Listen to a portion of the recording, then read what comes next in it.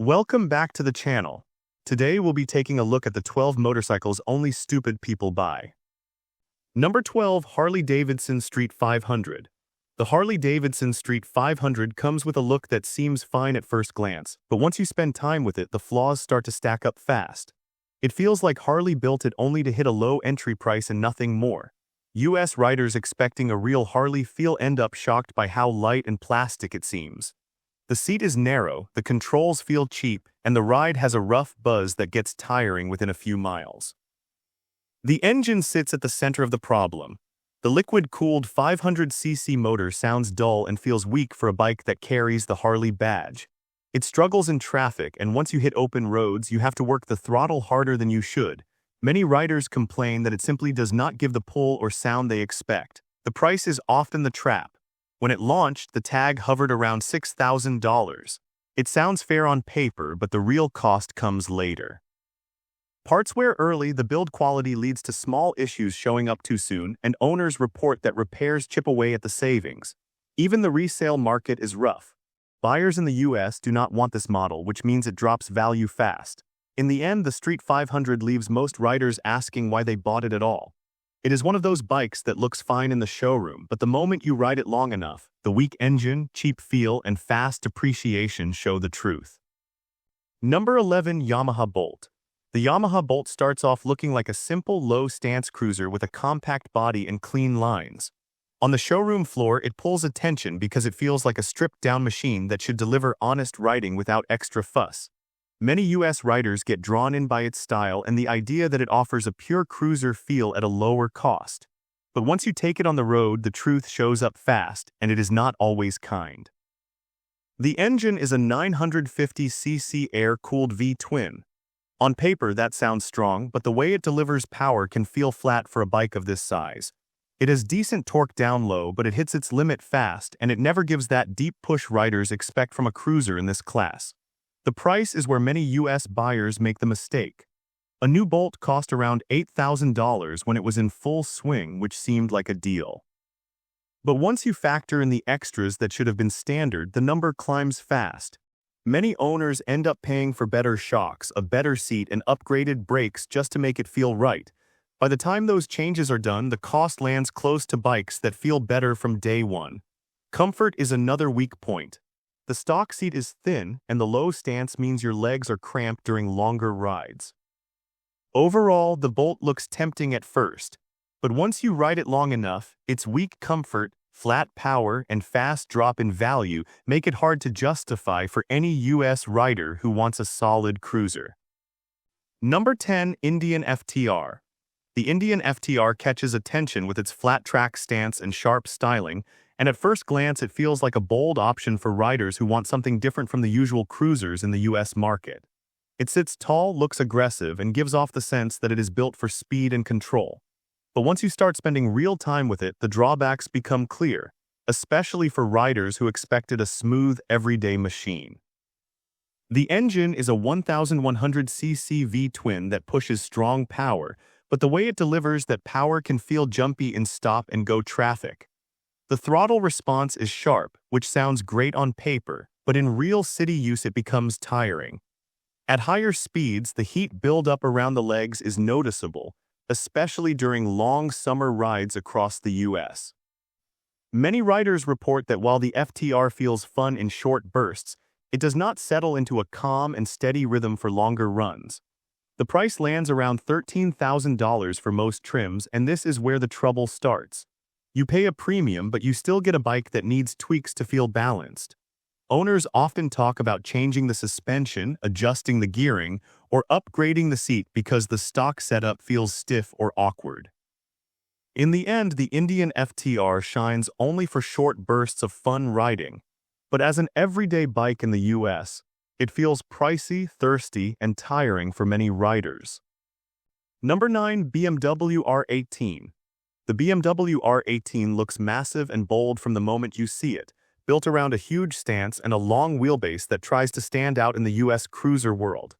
It grabs attention with its size alone, and many riders get pulled in thinking they're getting a premium heavyweight with classic attitude. But once you ride it, the weight and the handling quirks start to show, and the bike feels more like a challenge than a relaxed machine. The engine is an 1800cc boxer twin, the largest BMW has ever used on a bike. It has strong torque, but the character of the boxer layout makes the whole frame shake at idle and during low-speed moves. In tight US city streets or parking lots, the R18 feels heavy and awkward. You need more effort at every turn, and the slow-speed balance takes time to adjust to. The price lands around $16,000 for the base model, and that already puts it deep into premium territory. But the real issue comes after the sale. Many US owners end up spending more on better seats, upgraded exhausts, and comfort add-ons because the stock setup feels stiff and the riding position gets tiring after some miles. Comfort is mixed. The bike has presence, but the suspension feels harsh on broken US roads, sending sharp hits through the seat.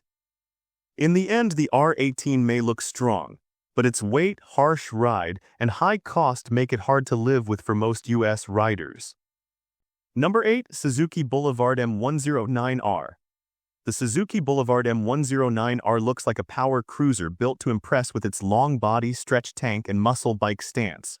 In the showroom, it feels like a deal for riders who want size and presence without paying premium brand money.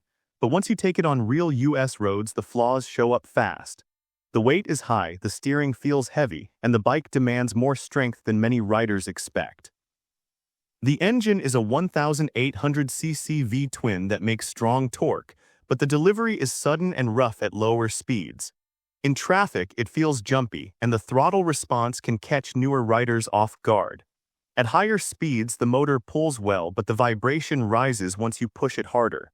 Long rides across US highways turn tiring because the bike never settles into a calm rhythm. The price usually sits in the range of $13,000 to $14,000, which seems fair at first. The trouble comes after the purchase. The M109R needs upgrades to fix its weak stock brakes and stiff suspension. Once you add better pads, better rear shocks, and even a more comfortable seat, the cost climbs quickly. Comfort is another big issue. The wide rear tire looks cool but makes slow turns feel heavy. The long reach to the bars strains the shoulders on longer rides, and the stiff ride beats you up on cracked pavement. The Boulevard M109R tries to be a muscle bike, but its weight, rough ride, and constant need for upgrades make it more trouble than it is worth for most US riders. Number 7. Harley-Davidson Pan America. The Harley-Davidson Pan America was meant to bring the brand into the US adventure market, and at first glance it looks modern, tall, and packed with features. Many riders get drawn in because it promises power, tech, and long-distance comfort. But once you ride it, the problems start to show, and they add up fast for anyone expecting a smooth and steady machine. The engine is a 1250cc V-twin that makes strong power on the spec sheet, yet in real use it feels uneven. At low speeds it jerks, and the throttle response can be too sharp when you are trying to move slow on loose ground. At higher speeds the motor warms up fast, and riders report heat building near the legs during long US summer rides. Speaking of price, the Pan America starts around $18,000. That number makes it one of the most expensive options in its class. Riders pay that much expecting trouble-free use, yet the bike has a long list of small issues. Many owners mention failing sensors, suspension errors, and random electronic faults. By the time you fix these problems, the cost grows far beyond what most riders planned. Handling brings more concerns. The tall seat height makes it tough for many US riders, and the weight sits high, which hurts slow speed control. The Pan America tries to compete in a crowded class, but its heat, tall feel, electronics trouble, and high price make it a tough choice for many US riders. Number 6. Indian Scout Bobber. The Indian Scout Bobber grabs attention with its low stance, stripped look, and dark style that fits the modern US cruiser scene. It looks sharp in the showroom, and many riders jump in thinking they're getting a clean mix of power and attitude at a fair price. But once you ride it for more than a few miles, the weak comfort, harsh suspension, and cramped layout start to show why many owners feel let down. The engine is 1100cc V-twin that makes good power, but the way it delivers that power is not always smooth. In traffic, the throttle can feel twitchy, and at lower RPM the bike gives off more heat than expected, especially during warm US summers. On the highway the motor pulls fine, but the vibration rises once you push past normal cruising speeds. Riders who expected a relaxed feel often end up tired after medium-length rides. The price sits around $11,000 to $12,000, which seems fair at first. The trouble comes when you realize how many upgrades it needs. The stock seat is stiff, the rear suspension hits hard on rough pavement, and the bar position strains the wrists. By the time you add a better seat, better shocks, and more comfortable controls, the total cost climbs toward bikes that feel far better right out of the box. Overall, the Scout Bobber turns heads, but the harsh ride, cramped feel, and steady need for upgrades make it a tough pick for real day-to-day riding in the US. Number 5. Kawasaki Eliminator. The Kawasaki Eliminator looks clean and light, and many US riders get pulled in because it seems like an easy cruiser for daily use. It carries a simple frame, low seat, and modest stance that gives the sense of a no-stress ride. But once you start using it beyond short trips, the limits show up fast. The build feels cheap in many spots, and the overall ride quality falls behind what most riders expect even at the entry level. The engine is a 451cc unit that works fine for city speeds, but runs out of breath the moment you try to merge onto fast US highways. It feels strained above mid-RPM, and the buzz through the bars grows stronger the longer you hold higher speeds. The price sits around $6,000, which sounds nice at first. But once you ride it for a while, you notice the weak suspension, thin seat, and basic brakes. Fixing these issues means upgrades, and those upgrades stack cost quickly. By the time you install better shocks, a softer seat, and improved pads, you start creeping toward the range where larger and smoother cruisers live. At that point, the value no longer feels strong. Comfort is a big concern. The rear suspension hits hard on rough US roads, and the light frame bounces more than expected at speed.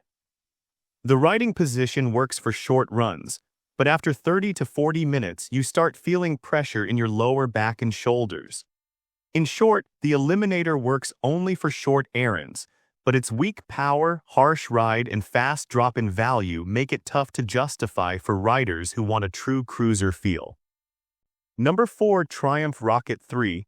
The Triumph Rocket 3 pulls a lot of US riders in because of its giant size and wild specs. It looks like a monster in the showroom with its huge stance and thick rear tire. Many buyers assume they are getting the ultimate cruiser with unmatched pull and highway comfort. But once you put real miles on it, the weight, heat, and handling quirks start showing why many owners feel worn out instead of impressed. The engine is a massive 2,500cc 3-cylinder, the biggest production motor on any current bike. On paper, the numbers look strong, but in daily use, the power comes in a way that feels more like a heavy surge than a smooth pull. In slow traffic, the bike reacts with a slight jerk because of the huge torque down low. The price sits around $23,000 for many trims, which puts it deep into the premium bracket. Riders paying that much expect comfort, yet the stock setup leaves plenty to fix. The seat feels firm after an hour, the rear suspension hits hard on patched US roads, and many owners end up spending more on comfort add-ons just to make long rides bearable. Handling is another issue. The Rocket 3 feels heavy at slow speeds, and tight turns take effort. Parking lots, U-turns, and city corners demand more control than most riders expect. The Rocket 3 looks wild and strong, but the heat, weight, cost, and tiring slow-speed behavior make it tough to live with for most US riders. Number 3. Suzuki Boulevard S40. The Suzuki Boulevard S40 looks simple and classic, and many US riders buy it thinking they are getting an easy cruiser that will last. It has a slim frame, low stance, and a basic setup that feels welcoming in the showroom. But once you start riding it day to day, the limits become clear fast. The build feels dated, the ride feels rough, and the overall performance falls behind what most modern riders expect. The engine is a 652cc single-cylinder, and that alone sets the tone. A single on a cruiser sounds interesting, but in real use it shakes a lot at idle and sends vibration through the bars and seat as you gain speed. The price usually sits around $6,000, which looks tempting, but the low number comes with clear trade-offs. The S40 has weak brakes, basic suspension, and a seat that turns uncomfortable quickly. comfort is a steady problem. The narrow seat and cramped layout start hurting after 30 minutes. The suspension hits hard on rough US pavement, and the light frame bounces more than it should. Riders who expect a calm cruiser feel end up tired, especially on mixed roads where bumps come often. The Boulevard S40 works only for the shortest trips, but its shake, weak comfort, and dated design make it tough to enjoy for real riding in the US. Number 2. Indian Chief. The Indian Chief shows up with strong retro styling that catches a lot of US riders right away. It has a long body, wide stance, and heavy lines that make it look like a proper big cruiser. Many buyers step in thinking they're getting classic comfort with modern smoothness. But once you ride it across mixed US roads, the weight, heat, and shaky low-speed behavior start to show why many owners feel worn down sooner than expected. The engine is a 1,816cc V-twin that delivers solid torque, but the motor brings a lot of heat with it. In city traffic, the warmth around the legs becomes uncomfortable fast, especially during hot US months. At lower speeds, the heavy rotating mass makes the bike feel stubborn, and slow turns demand more effort than they should.